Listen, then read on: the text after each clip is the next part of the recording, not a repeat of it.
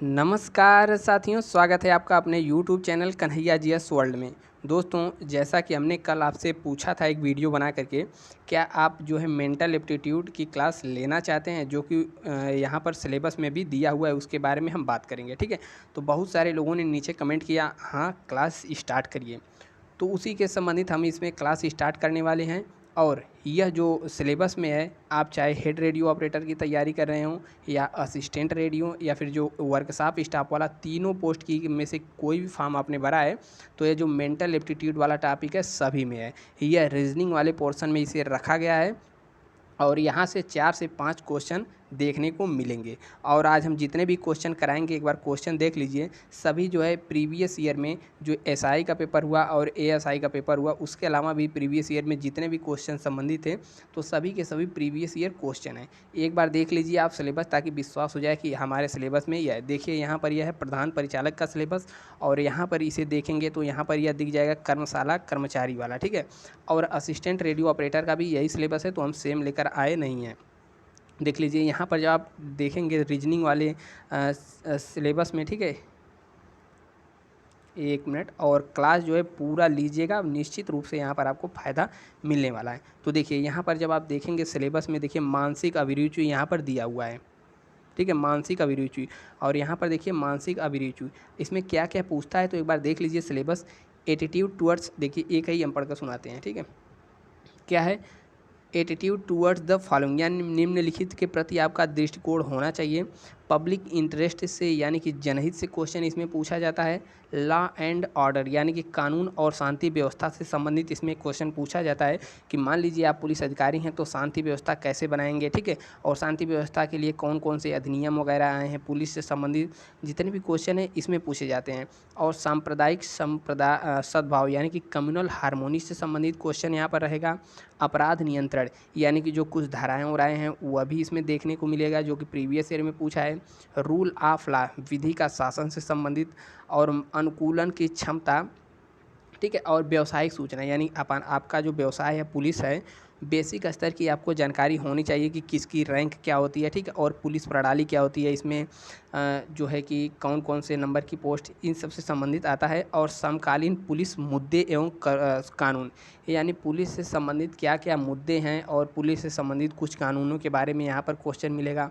और व्यवसाय के प्रति रुचि, आपके व्यवसाय के प्रति आपकी कितनी रुचि है, उससे संबंधित क्वेश्चन यहाँ पर मिलेगा, ठीक है। और अल्पसंख्यकों एवं अल्प अधिकार, यानी कि जितने भी अल्पसंख्यक के लिए कोई अधिनियम बनाया गया योजना संबंधित, ठीक है, तो अल्पसंख्यक के अधिकार से संबंधित क्वेश्चन यहाँ पर देखा जाएगा। और महिलाओं से संबंधित भी यहाँ पर लैंगिक संवेदनशीलता से संबंधित यहाँ पर सारा कुछ क्वेश्चन रहेगा। तो आप तीनों पोस्ट में से कोई भी तैयारी करते हो तो यह सबके लिए महत्वपूर्ण है। चलिए बिना देरी किए हुए क्लास शुरू करते हैं। और यह क्लास नंबर 1 है, ठीक है। इस प्रकार से जो जितने भी क्लासें, लगभग 6 से 7 क्लास आएंगी, आप सभी को देखिए, वहाँ से आपका सभी डाउट क्लियर हो जाएगा। और जितने भी क्वेश्चन आए, ठीक है, क्वेश्चन जितने भी आए, तो आप इसे जो भी आपको ना आता हो उसे नोट डाउन कर लीजिएगा और इसी क्वेश्चन को दोहरा कर जाइएगा। निश्चित रूप से हो सकता है, अधिकतर चांस है कि जो प्रीवियस ईयर है उसी में से क्वेश्चन आपको देखने को या फिर फंस जाए पूरा का पूरा क्वेश्चन। और यदि आप चैनल पे पहली बार आएँ तो यहाँ पर सब्सक्राइब कर लीजिए और वीडियो को लाइक ज़रूर करें यदि वीडियो पसंद आए तो। और क्लास जैसी भी लगे आप नीचे कमेंट करके हमें ज़रूर बताएं। बहुत हो गई बातचीत, अब चलिए शुरू करते हैं। देखिए पहला यहाँ पर क्वेश्चन देखने को मिल जाएगा। केंद्र सरकार, यानी कि सेंट्रल गवर्नमेंट, सहायक एसपी के पद के लिए अधिकारियों की भर्ती करता है, ठीक है। तो मतलब कौन से के अंदर यह भर्ती की जाती है, तो पहला है इंडियन पुलिस सर्विस, यानी कि आईपीएस। दूसरा है सब इंस्पेक्टर उप निरीक्षक, और भारतीय राजस्व सेवा और भारतीय प्रशासनिक सेवा या आईएएस। तो देखिए आईएएस तो डिस्ट्रिक्ट कलेक्टर होता है, और यहाँ पर राजस्व से संबंधित यहाँ पर कुछ होगा नहीं, ठीक है। और उप निरीक्षक तो बहुत छोटी पोस्ट हो जाती है, इसके हिसाब से एसपी। एसपी का फुल फॉर्म क्या होता है एक बार जान लीजिए। एसपी का फुल फॉर्म होता है सुप्रिटेंडेंट ऑफ पुलिस, ठीक है, एसपी। और यह जो होता है आईपीएस, आईपीएस के माध्यम से इसमें भर्ती की जाती है। आईएएस, आईपीएस और आईएफएस, जितनी भी यह 3 सेवाएं हैं, 3 आईपीएस, ठीक है, आईएएस और आईएफएस, यह जो तीनों सेवाएं हैं इसे भारतीय मतलब अखिल भारतीय सेवाएं कहा जाता है। और तीनों का उल्लेख मतलब क्या है, तीनों अखिल भारतीय सेवाएं हैं। और ऐसी सेवाएं और मतलब बनाने के लिए किसके पास पावर है, तो यह राज्यसभा को पावर दी गई है आर्टिकल 312 के तहत, इसे याद रखिएगा। क्वेश्चन नंबर नेक्स्ट करा है, विधवा विवाह पर प्रतिबंध हटाने के लिए आंदोलन का नेतृत्व निम्नलिखित में से किसने किया, तो स्वामी विवेकानंद पहला ऑप्शन, ठीक है, एनी बेसेंट और सुभाष चंद्र बोस। तो यह तीनों में से किसी ने नहीं किया, इसका जो नेतृत्व किया था ईश्वर चंद्र विद्यासागर जी ने किया था विधवा पुनर्विवाह का। तो ऑप्शन नंबर इसका ए सही हो जाएगा। और एक बार फिर से बता दिया, जितने भी क्वेश्चन है सभी प्रीवियस ईयर से हमने क्वेश्चन उठाए हैं। देखिए नेक्स्ट क्वेश्चन कह रहा है, भारतीय संविधान के अनुच्छेद 165 के अंतर्गत किस राज्य की सरकार की कानूनी सलाहकार होता है, यानी कि कह रहा है कि जो राज्य का कानूनी सलाहकार होता है कौन होता है। पहला ऑप्शन है सॉलिसिटर जनरल, दूसरा है महाधिवक्ता, तीसरा है अतिरिक्त सरकारी वकील, चौथा है उच्च न्यायालय के न्यायाधीश। ठीक है, तो देखिए आर्टिकल 165 के अंदर जो राज्य की बात करें तो राज्य में होता है एडवोकेट जनरल यानी कि महाधिवक्ता। तो इसका जो सही जवाब हो जाएगा ऑप्शन नंबर बी। और यही केंद्र की बात करें, केंद्र का सबसे बड़ा सरकारी कानूनी सलाहकार कौन होता है, तो वहाँ पर हो जाएगा आर्टिकल 76 के अंतर्गत हो जाता है महान्यायवादी। ठीक है, महान्यायवादी आर्टिकल 76 के अंदर केंद्र में हो जाता है और आर्टिकल 165 के अंदर राज्य में होता है महाधिवक्ता। तो इसका ऑप्शन नंबर बी सही जवाब होगा। नेक्स्ट क्वेश्चन है, भारतीय संविधान की 7वीं अनुसूची के संदर्भ में पुलिस और लोक व्यवस्था के विषयों को किसके अंतर्गत रखा गया है, संघ सूची, अवशिष्ट शक्ति, समवर्ती सूची और राज्य सूची। ठीक है, तो पुलिस और लोक व्यवस्था की बात करें तो देखिए 3 प्रकार की सूचियां पाई जाती हैं। एक होती है संघ सूची, दूसरी होती है समवर्ती सूची और तीसरी होती है राज्य सूची। संघ सूची यानी कि केंद्र सरकार से संबंधित सूची। ठीक है, इसमें ऐसे विषयों को रखा जाता है जिस पर कानून केंद्र सरकार बनाती है, जैसे रेलवे, ठीक है, वायुयान हो गया, और इसके अलावा विदेश मामला हो गया, रक्षा मामला हो गया। इन सब पर कौन कानून बनाता है, केंद्र सरकार। राज्य सरकार थोड़ी बनाती है कि कोई रक्षा क्षेत्र पर मिलिट्री का कानून बना दे वायुयान से, या विदेश मामले, यह सब राज्य सरकार नहीं करती। इस पर केंद्र सरकार को ही अधिकार है बनाने का, तो यह संघ सूची के अंतर्गत आ जाएगा। और जो है राज्य सूची में ऐसे विषय रखे जाते हैं जिस पर कानून बनाने का अधिकार सिर्फ और सिर्फ राज्य सरकार को होता है, विपरीत परिस्थितियां को छोड़ दे तब। इसमें कौन कौन से आते हैं, जैसे यहाँ पर भूमि से संबंधित बात आ गई, ठीक है, पुलिस आ जाए, ठीक है, लोक प्रशासन आ जाए, ये सब किस सूची के अंतर्गत है, तो राज्य सूची के अंतर्गत इसे रखा जाता है। और तीसरा है समवर्ती सूची। समवर्ती सूची के अंतर्गत ऐसे विषय रखे जाते हैं जिसमें केंद्र सरकार और राज्य सरकार दोनों में से कोई भी कानून बना सकता है, लेकिन यदि दोनों कानून बनाए किसी विवाद के स्थिति में राज्य सरकार का कानून मान्य नहीं होगा, वहाँ पर मान्य होगा केवल केंद्र सरकार का कानून। तो इस क्वेश्चन का सही जवाब है पुलिस और लोक व्यवस्था के विषयों के तहत कानून कौन बनाता है, तो राज्य सूची बनाता है। तो इसका ऑप्शन नंबर डी एकदम सही जवाब हो जाएगा। ठीक है, नेक्स्ट क्वेश्चन है, भारतीय संविधान का कौन सा भाग अंतर्राष्ट्रीय शांति और सुरक्षा के प्रति राज्य की जिम्मेदारी को संदर्भित करता है। ठीक है, अब देखिए, ठीक है, तो अंतर्राष्ट्रीय शांति और सुरक्षा के प्रति राज्य की जिम्मेदारी को संदर्भित करता है। तो इसका जो सही जवाब हो जाएगा ऑप्शन नंबर सी, यानी कि राज्य के नीति निर्देशक तत्व। अब यह क्या है, तो यह देखिए भारतीय संविधान का जो भाग नंबर 4 है, इसके अंतर्गत आर्टिकल 36 से 51 के बीच में राज्य की अवशिष्ट नहीं मतलब राज्य के नीति निर्देशक तत्वों को, यानी कि DPSP directive principle of state policy को रखा गया है। ठीक है, 36 से 51 जो इसका आर्टिकल नंबर 51 है, यह कहता है कि अंतर्राष्ट्रीय शांति की बात करता है। ठीक है, और इसी में ही कहा गया है वसुधैव कुटुंबकम। कहा नहीं गया है, मतलब इसी को कहा जाता है कि आर्टिकल नंबर जो 51 है वसुधैव कुटुंबकम, पूरे संसार को अपना परिवार मानता है, ऐसी बातें आर्टिकल 51 में कहा गया। और जो आर्टिकल 36 की बात करें तो इसमें राज्य की परिभाषा दी गई है कि राज्य किसे कहा जाएगा। और आर्टिकल 37 में कहा गया है कि जो DPSP है यह वाद योग नहीं है, यानी कि इसको लेकर के आप कोर्ट में नहीं जा सकते। आर्टिकल 38 की बात करें तो इसमें सामाजिक, आर्थिक तथा राजनीतिक स्वतंत्रता की बात की गई है, न्याय की बात की गई है। ठीक है, और आर्टिकल 39 में समान काम के लिए समान वेतन की बात की गई है। इस प्रकार से यहाँ पर इसका जो सही जवाब हो जाएगा ऑप्शन नंबर सी, राज्य के नीति निर्देशक तत्वों में इन सब की बात की गई है। ठीक है, अब बढ़ते हैं हम लोग नेक्स्ट क्वेश्चन की ओर, और वीडियो पसंद आ रहा है तो वीडियो को लाइक करते हुए चलिएगा। नेक्स्ट क्वेश्चन कह रहा है, देश में पुलिस बलों की ज़रूरतों और समस्याओं की पहचान करने के लिए जनादेश के साथ निम्नलिखित में से कौन सा स्थापित किया गया था। देखिए, एनआईए यानी कि नेशनल इन्वेस्टिगेशन एजेंसी, इसकी स्थापना कब की गई थी? 2008 में की गई थी, इसे याद रखिए। और क्या रहा है, bureau of police research and development यानी कि बीपीआरडी। तीसरा, नेशनल क्राइम रिकॉर्ड ब्यूरो। चौथा है सीबीआई यानी कि केंद्रीय जांच ब्यूरो। क्वेश्चन में क्या कह रहा है कि पुलिस बलों की ज़रूरतों और समस्याओं की पहचान करने के लिए जनादेश, तो इसका जो सही जवाब हो जाएगा, इसका सही जवाब होगा ऑप्शन नंबर बी यानी कि bureau of police research and development. तो ऑप्शन नंबर बी इसका सही जवाब हो जाएगा। नेक्स्ट क्वेश्चन है, सती प्रथा पर प्रतिबंध लगाने बंगाल सती विनिमय 1829 को किसने पारित किया गया? तो देखिए, सती प्रथा जो है इसको ख़त्म किसने किया था? तो लॉर्ड विलियम बेंटिक ने किया था। और किसकी सहायता से? तो राजा राम मोहन राय थे उस समय। 1829 में इसे समाप्त मतलब पारित किया गया था। कौन सा कानून? सती प्रथा को समाप्त करने के लिए। तो ऑप्शन नंबर डी इसका जो सही जवाब हो जाएगा। नेक्स्ट क्वेश्चन है, फूलों वाली की सैर नियमित रूप से कहाँ आयोजित की जाती है? तो देखिए, यह ऐसा क्वेश्चन रहता है, एक आध क्वेश्चन ऐसा दे देता है कि किसी को पता ही नहीं रहे। तो इसका आंसर बस याद रखिएगा, इसका आंसर सही जवाब हो जाएगा दिल्ली। तो इसका सही जवाब कौन सा हो जाएगा? Delhi. Option number A correct है, फूलों वाली की सैर दिल्ली में आयोजित कराई जाती है। नेक्स्ट क्वेश्चन है, भारत में दहेज निषेध अधिनियम कब लागू किया गया था? तो इसका सही जवाब हो जाएगा 1961 में। ठीक है, 1961 में भारत के दहेज निषेध अधिनियम को लागू किया गया।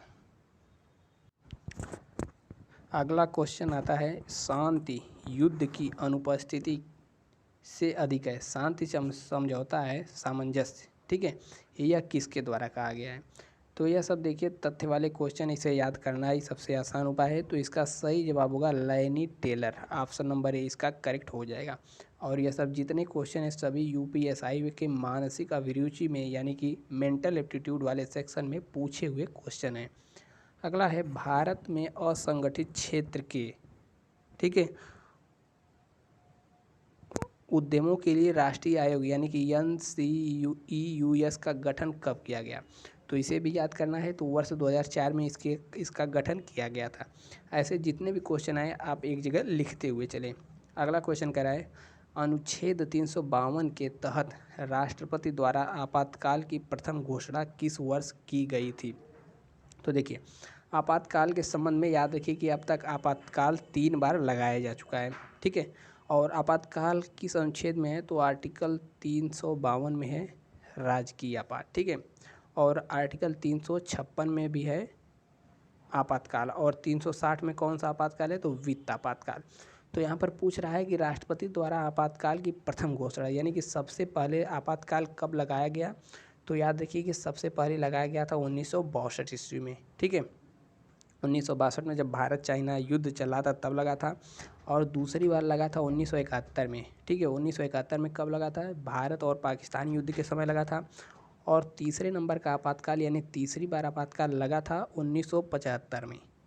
1975 में क्यों लगा था? तो इस समय इंदिरा गांधी जी का शासन था, इन्होंने आंतरिक अशांति के आधार पर आपातकाल की घोषणा कर दी गई थी। तो आपातकाल की घोषणा कितनी बार की गई है? 3 बार, 61, 71 और 75 में। क्वेश्चन नंबर नेक्स्ट, किस वर्ष विधवा पुनर्विवाह अधिनियम पारित किया गया? देखिए, विधवा पुनर्विवाह अभी पीछे भी एक क्वेश्चन आया था, उसका सही जवाब था कि कौन था? सही जवाब था ईश्वरचंद्र विद्यासागर। लेकिन यहाँ पर पूछ दिया अधिनियम कब पारित किया गया? तो अधिनियम पारित किया गया था 1856 ईस्वी में। और कमेंट करके बताएं 1856 ईस्वी में किस गवर्नर का शासक भारत में था? ठीक है, कमेंट नीचे आना चाहिए 1856 में। अगला क्वेश्चन है, निम्नलिखित में से कौन भारत का सबसे बड़ा केंद्रीय सशस्त्र पुलिस बल है? तो चलिए देखते हैं कि के बारे में। पहला है भारत तिब्बत सीमा पुलिस। तो इसके बारे में जान लीजिए ITBP कहा जाता है, इंडियन तिब्बत बॉर्डर पुलिस। यह फोर्स कहाँ लगती है? तो भारत और तिब्बत वाला इलाका जो है, ठीक कहाँ पर है, चाइना से सटा हुआ है। और उधर सिक्किम साइड ले लें तो उस सभी जगह, और उत्तराखंड से जो सटा हुआ इलाका है, तो उन सब जगह इन लोगों की पोस्टिंग होती है आईटीबीपी के जवानों की। दूसरा है बीएसएफ, यानी कि बॉर्डर सिक्योरिटी फोर्स।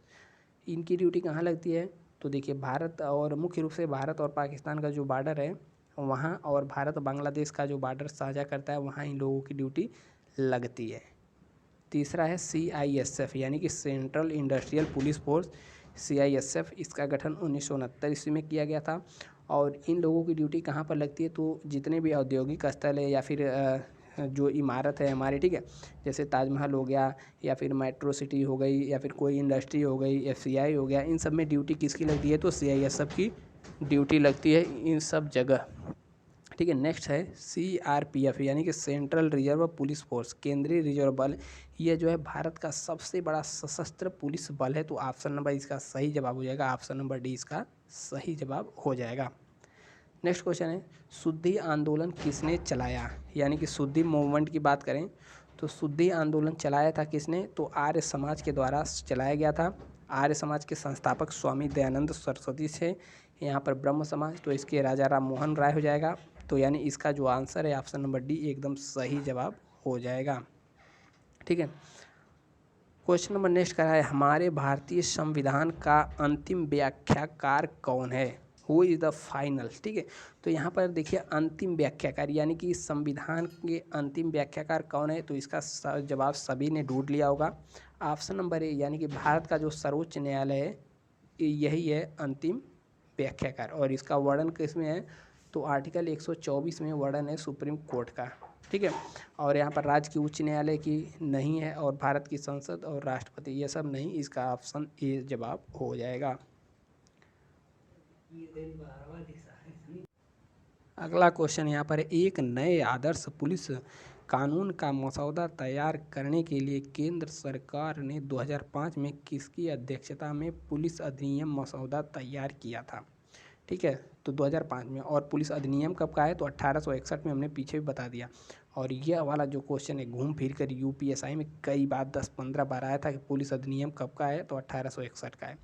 तो यहाँ पर किसकी अध्यक्षता में मसौदा तैयार किया गया था, तो इसका सही जवाब हो जाएगा सोलोजे सोराबजी।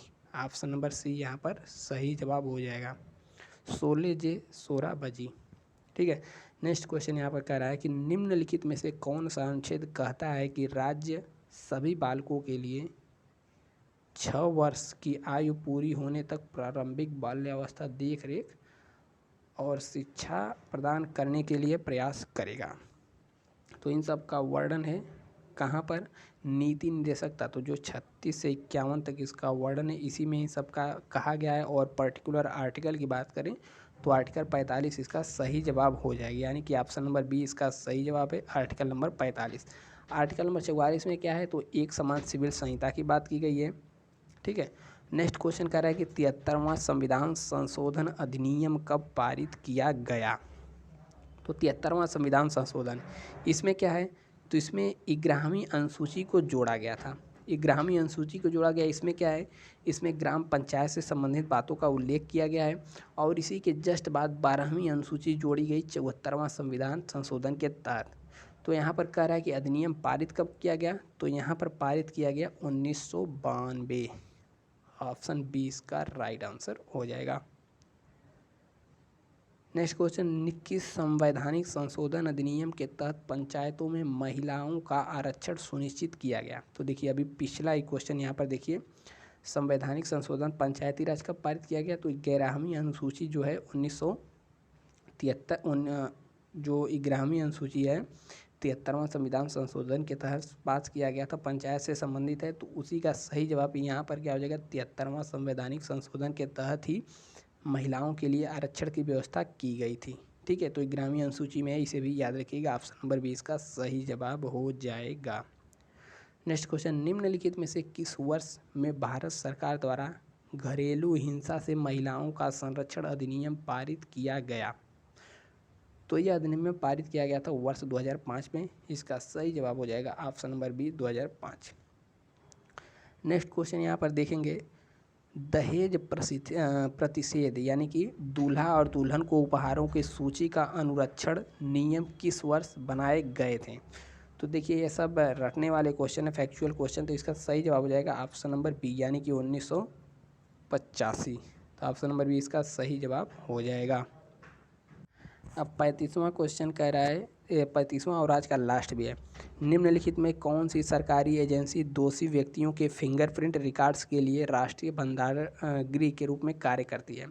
तो देखिए इसका सही जवाब हो जाएगा ऑप्शन नंबर बी। बी क्या कह रहा है, national crime and record bureau यानी कि NCRB, केंद्रीय अपराध और रिकॉर्ड ब्यूरो। तो इसे याद रखिएगा, पुलिस संबंधित कोई भी अधिकार होता है उसका फिंगरप्रिंट का रिकॉर्ड भंडारण कहाँ पर होता है, केंद्रीय अपराध ब्यूरो NCRB में होता है। तो आज हमने देखिए कितने क्वेश्चन किए, लगभग 25 से 30 क्वेश्चन हमने आज कवर कर लिए हैं। अब नेक्स्ट वाले वीडियो में आएगा तो उसमें भी 25 से 30 क्वेश्चन कवर करेंगे और इस तरीके से जितने भी प्रीवियस ईयर क्वेश्चन है सभी कवर हो जाएंगे और आने वाले परीक्षाओं में निश्चित रूप से पूछे जाएंगे। यह क्लास आपको कैसी लगी नीचे कमेंट करके एक बार ज़रूर बता दीजिएगा और वीडियो को लाइक करना ना भूलिएगा और सब्सक्राइब तो कर ही दिए होंगे, ठीक है। और ये हमने बता दिया कि आपके सिलेबस का हिस्सा है और ऐसे ही क्वेश्चन पूछे जाते हैं और ये सब प्रीवियस ईयर ही क्वेश्चन है, ठीक है। मिलते हैं नेक्स्ट वीडियो में, तब तक के लिए जय हिंद।